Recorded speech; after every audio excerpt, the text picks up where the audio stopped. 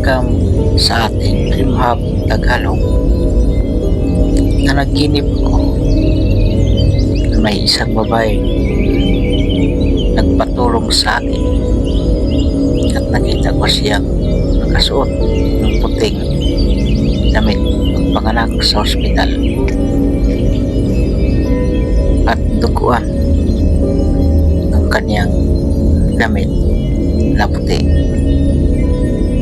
Tapos natusan niya ako na itapon ang puting damit na may dugo at inilagay niya ito sa pulang bag na parang plastic bag at nagising ako.